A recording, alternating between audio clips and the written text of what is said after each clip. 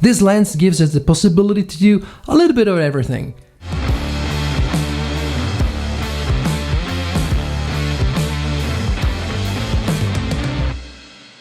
Sweaty palms ain't making it much better. Something about you feels so special. Prettier from the minute that I met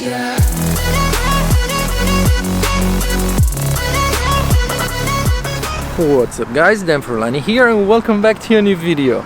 Well, today it's gonna be about photos. Yes, also today I had to make up for all the time that I made videos only about video making, which I will continue to shoot and publish, but now I want to make this one again about photography a little bit. In the specific, I want to talk about one lens, which is the 35mm, the RF 35mm f1.8.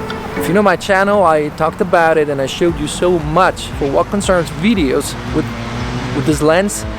I mean the RF 35mm f1.8, and now I would like to show you what we can do with it for what concerns photos.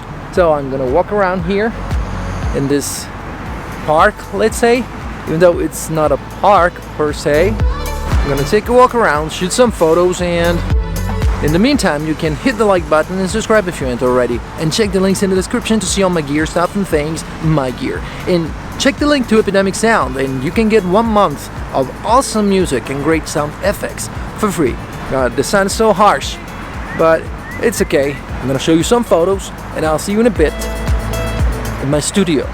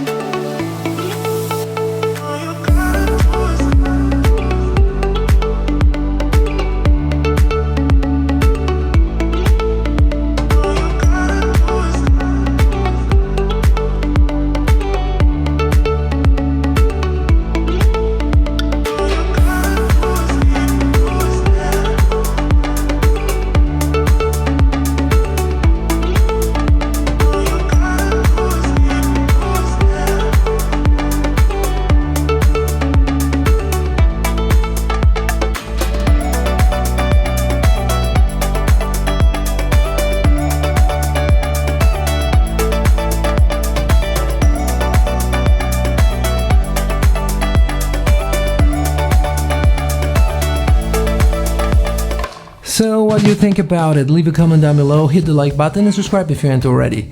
Alright, so I know I didn't shoot many photos. It wasn't because I was lazy, not at all. It's just that there are two reasons. Number one, the sun was really harsh and there was like too much contrast. I didn't really like what I was getting, but that's not the main reason why. I could have fixed that. It's also another thing which is really important, the place. I wasn't really inspired, so I did what I could just to show you a few images and talk about this lens a little bit. At least there's one positive thing out of this. What? That I realized the RF 35mm f1.8 ISSTM macro, even though it's not a real macro lens, it does its job. I mean here it is. I'm gonna show it to you here. The photos shot with it are just incredible. I mean, for not being a real macro lens. Because of course, if we want something better, we just get the EF or RF 100mm f2.8 IS USM. But that's a different story, because this lens gives us the possibility to do a little bit of everything. Just not perfectly, but many things. For example, it's very good for street photography when we want to keep the subject into a context so that it gets functional to our story. It's good for portraits. I mean, I don't like portraits shot at 35mm, sometimes not even at 50. I prefer from 70 and up, like 85mm or 100 or even 135. And if I use the 7200, I go all the way to 200. Why? Because let's take this, for example, this lens, the RF 35mm. Yeah, when we shoot wide open, it's really sharp, it's wonderful, and the background, provided that the subject is close enough to the camera, the background is like creamy. It's like awesome. Yes, but it can get better. How? As I mentioned, I prefer shooting portraits at 70, 85, 100, 135 is my favorite actually, because of the compression. The higher the number of the focal range, the more the background is compressed. And that makes our subject pop out even more. And the effect is just awesome, even when we used almost the same aperture. Like I'd say F1.8 of the 35mm, if we shoot at f2 with the 85mm, you get the same shallow depth of field or even more, and because of the compression, it looks even better.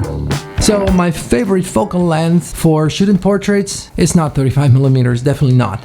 Is 135, sometimes 85, but mostly 135. And if I use the 7200, 200, or even if not all the way there, somewhere around 200 at aperture f2.8.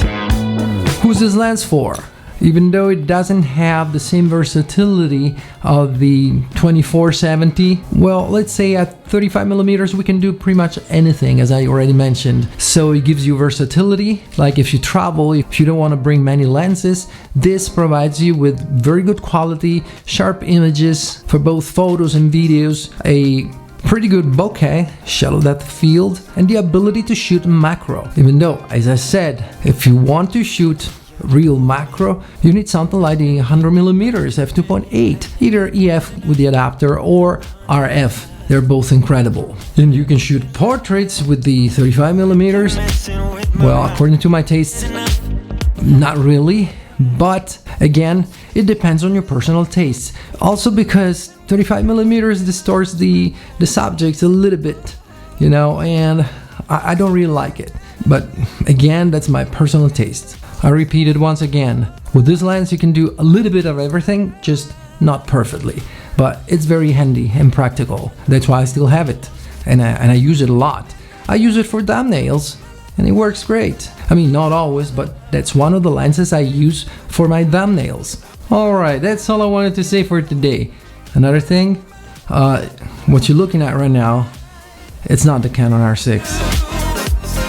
Guess what camera it is?